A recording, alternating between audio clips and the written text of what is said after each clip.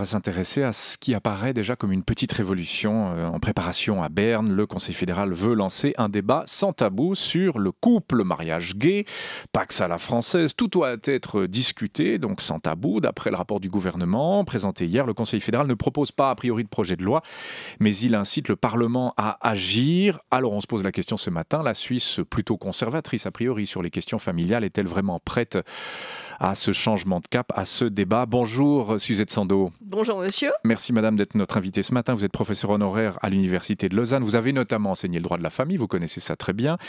Vous avez été aussi femme politique, ancienne conseillère nationale libérale dans les années 90.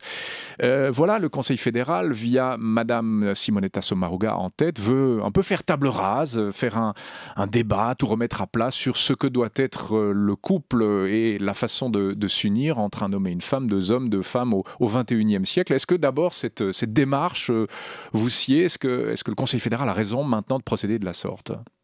Oh, vous savez, le Conseil fédéral cherche peut-être une manière de résoudre des problèmes qui n'existent pas réellement, mais il y a ce qu'on appelle un trend, je crois, dans la tendance actuelle, exactement, à tout remettre sur le tapis. C'est déjà l'année dernière d'ailleurs que Madame Sommaruga avait organisé ses assises du droit de la famille à Berne, au cours desquelles on avait discuté de différents projets, etc. et donné des avis variés, évidemment, sur les différents sujets que vous venez d'évoquer.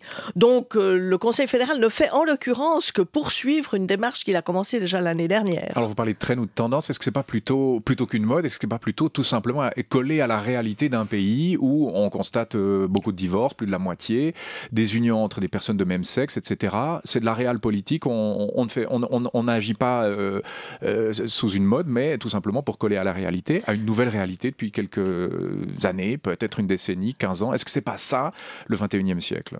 Non, alors je ne crois pas du tout qu'on soit en train de coller à la réalité. Je crois qu'en réalité, la question doit être très bien ciblée. D'une part, il y a un problème de famille.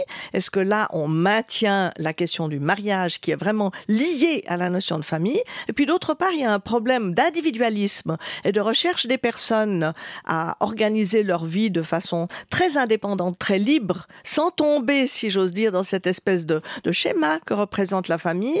Et par conséquent, est-ce qu'il faut offrir à ces personnes qui revendiquent une certaine liberté, qu'elles soient pour une union de sexe différent ou de même sexe, est-ce qu'il faut leur offrir un contrat d'un type particulier? Autrement dit, est-ce que les personnes qui revendiquent une liberté parfaitement légitime et que je respecte doivent être néanmoins protégées? Vous comprenez, c'est la question au fond comique presque. Oui, comique, parce qu'au fond on revendique une liberté, mais d'un autre côté on aimerait bien avoir la protection de la non-liberté totale. Il y a un côté très progressiste et très conservateur à la fois. C'est ce que vous appelez comique, c'est ça? Oui, en fait, ça tient simplement au fait qu'on est devenu très, très, très individualiste, je pense, plus que jamais. C'est évidemment les conditions générales de vie qui le permettent, mais que d'un autre côté, on est un tout petit peu froussard. On n'aime pas tellement assumer la responsabilité liée à la liberté. Donc, un petit contrat qui assurerait une protection automatique, comme ça, on n'a pas besoin de réfléchir vraiment à toutes les dispositions qu'on devrait prendre. C'est là qu'il y a quelque chose d'extrêmement comique, parce que plus on revendique de liberté, moins souvent on assume de responsabilité. Alors voilà, pour l'esprit de la chose, Suzette Sandeau, allons un peu dans le détail. C'est pas un secret, vous êtes clairement opposé au mariage homosexuel. D'abord, pourquoi ce refus aussi intransigeant? Est-ce que c'est une question religieuse, morale, idéologique? Expliquez-nous là.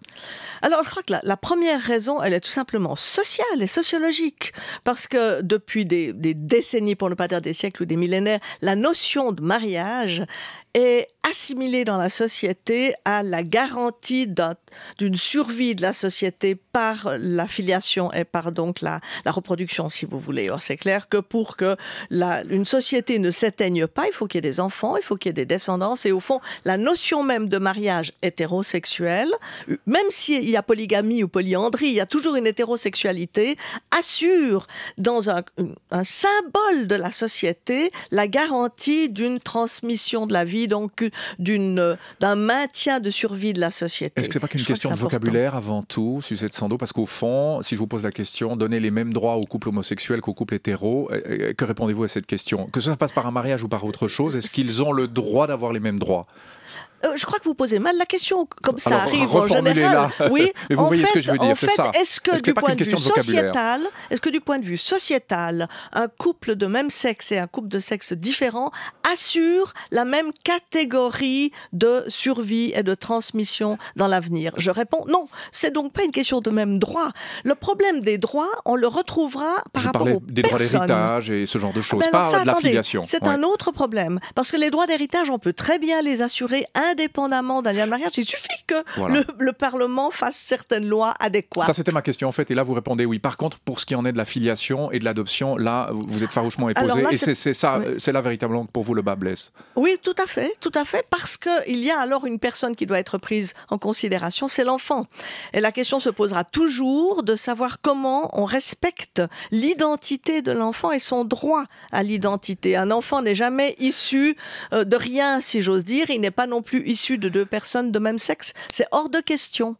Qu'est-ce qui prouve, évidemment, là, ce sont des questions de point de vue politique avant tout, qu'est-ce qui prouve qu'un enfant n'a pas vu ses droits respectés s'il est élevé par deux hommes ou deux femmes? Ce sont des études scientifiques qui vous amènent à dire ça? C'est une question politique? Comment vous faites là? Vous savez, il arrive même que le bon sens puisse être à l'origine de certains constats, parce que on fait de la politique avec du bon sens avant tout. Oui, mais elle en manque malheureusement un certain nombre de fois. Mais ça ne date pas d'aujourd'hui. Vous savez, je suis convaincue qu'il n'y a rien de nouveau sous le soleil. Ce qui change sont les moyens de communication, etc., et la globalisation, mais rien de nouveau quant à l'être humain. Et en fait, il y a vraiment pas mal de temps qu'un enfant découvre assez rapidement qu'il est issu de cellules mâles et de cellules femelles, si vous voulez, pour être vraiment très réaliste. Et par conséquent, quand on dit est-ce que oui ou non un enfant serait troublé si on lui fait croire qu'il a pu naître de deux hommes ou de deux femmes, je réponds on ne peut le savoir qu'en le faisant d'abord, donc en le traitant comme cobaye. Et là, je dis attention, à partir du moment où on traite un être humain comme cobaye, je ne suis pas sûre que l'on respecte même les droits de l'homme. Un sondage montre qu'une majorité de Suisses est favorable au mariage pour tous. Est-ce que là, les Suisses ou cette majorité-là manquerait de bon sens, Suzette Sandeau? C'est parfaitement possible, vous savez. En fait, le gros problème, et c'est une question actuelle intéressante, c'est qu'on est toujours en train de jouer avec le vocabulaire. On change la portée des mots, n'est-ce pas? Oui, c'est pour ça que je vous parlais de vocabulaire tout à l'heure. Tout à fait. Vous évoquiez cette question et je pensais bien qu'on allait y revenir. Alors, la question qui se pose très sérieusement, c'est la suivante. Est-ce que pendant des années, si vous avez désigné un certain fruit comme cerise, vous avez le droit tout à coup de parler d'un abricot? Moi, je ne suis pas tout à fait sûre qu'on ait le droit de changer le sens de mots qui correspondent à une très longue réalité sociale. Ça, et c'est ça qui est important. Ça, c'est le mot mariage. Et ça, c'est le mot mariage. Il y a je disais, le Conseil fédéral donc met un peu tout à plat. Mariage, redéfinition, partenariat enregistré, est-ce qu'on le pousse quasiment vers ce qu'est le mariage aujourd'hui, etc. Un Pax à la Suisse aussi, ça, une sorte de mariage light, un Pax à la Suisse comme en France. Est-ce que ça, c'est un partenariat qui s'appliquerait d'ailleurs autant aux couples hétéros qu'homosexuels? Est-ce que là, vous pouvez entrer en matière, un Pax à la Suisse? Je peux parfaitement entrer en matière parce que ce Pax à la Suisse, mais disons, inspiré du droit français, n'est justement pas une institution semblable au mariage. C'est un question rapport vocabulaire ou plus que ça? Non, c'est vraiment du point de vue de la construction juridique. Ça n'est pas une institution, c'est un contrat entre deux personnes. D'ailleurs, le droit français, avec beaucoup d'intelligence, ne l'avait pas placé dans le droit de la famille, il l'avait placé simplement dans le droit des personnes. C'est en effet le respect de la liberté de deux personnes qui souhaitent vivre ensemble, se mettre en ménage commun, avoir peut-être certains engagements l'une par rapport à l'autre, mais ça n'a pas du tout un aspect sociétal. Ça a strictement un aspect individualiste. Et je serais tout à fait, personnellement, tout à fait favorable à ce genre de choses qui doit alors être offerte aussi bien aux couples de même sexe qu'aux couples de sexe différents. On n'est pas très loin du mariage, là. Donc, non, on est au contraire très loin du mariage. Parce que le mariage est une institution, c'est une institution de nature sociétale. Le Pax à la française et qui est proposé est une institution strictement de droit des personnes qui passent entre elles un contrat. Et c'était intéressant parce que vous savez, il y a bientôt 20 ans, un petit groupe de travail de la faculté de droit, un groupe de travail dont je faisais partie, avait proposé un genre de contrat absolument analogue à ce Pax-là pour aussi bien des couples de même sexe que des couples de sexe différents, en disant ça, c'est une manière de respecter la liberté des personnes et puis on peut très bien greffer sur ce contrat dont on déterminerait plus ou ou moins contenu de façon à soutenir, si vous voulez, les personnes qui ne penseraient pas à passer un tel contrat spontanément, eh bien, on peut très bien y ajouter des conséquences successorales, des conséquences fiscales qui n'ont pas besoin d'être calqué sur le droit du mariage, puisque c'est une autre situation. Ça n'est pas sociétal, c'est individuel. Et quand je disais, est-ce qu'ils ont le droit d'avoir les mêmes droits, c'est vraiment de ça qu'il s'agit. Et là, vous répondez via ce pacte.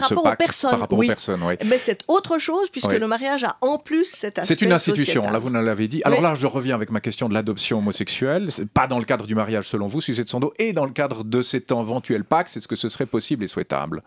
Alors, moi, je vais répondre en fait que je pense que l'adoption par une personne seule, si on n'est pacsé, on n'est pas marié, hein, on est simplement, on n'a pas conclu ce contrat tout à fait personnel. L'adoption par une personne seule est prévue par le droit suisse actuel. On l'a interdit. Et par deux personnes homosexuelles pacsées, alors. Attendez, par une personne seule, le droit suisse actuel. Deux personnes pacsés ne sont pas, à proprement parler, un couple marié.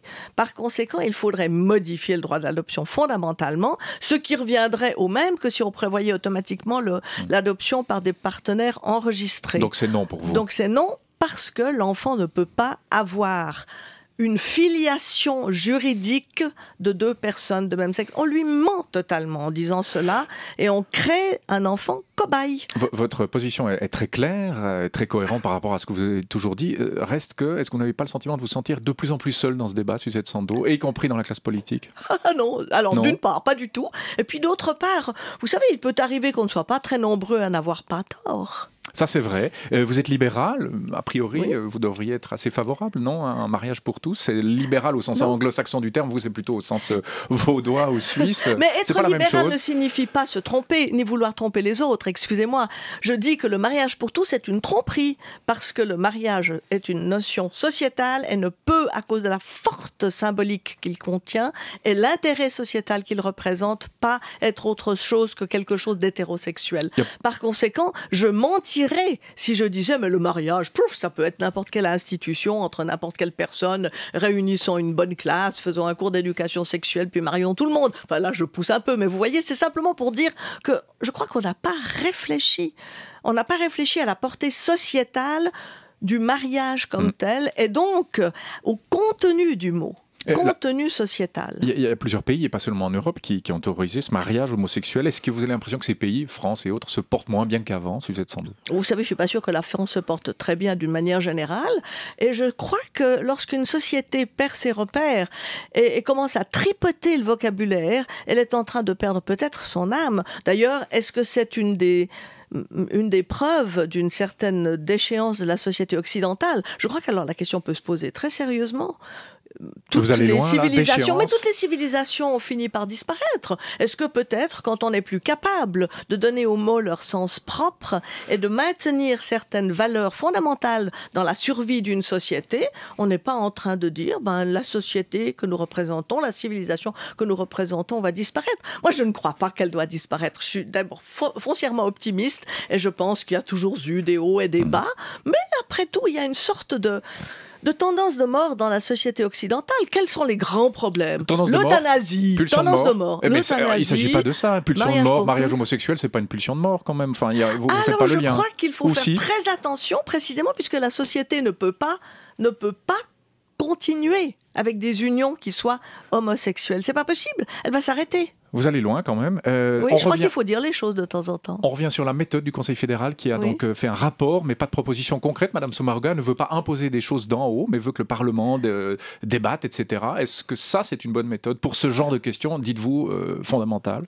Alors, je pense que c'est extrêmement intéressant parce que ça montre en tous les cas qu'il n'y a pas dans le Conseil fédéral une véritable ligne dominante qui souhaite certains changements. Sans ça, il aurait imposé un projet de loi. Madame Sommaruga a déjà procédé indirectement à cette méthode l'année dernière avec les assises du droit de la famille. Maintenant, elle resserre, si j'ose dire, le cercle des personnes concernées en disant c'est le Parlement qui doit en discuter.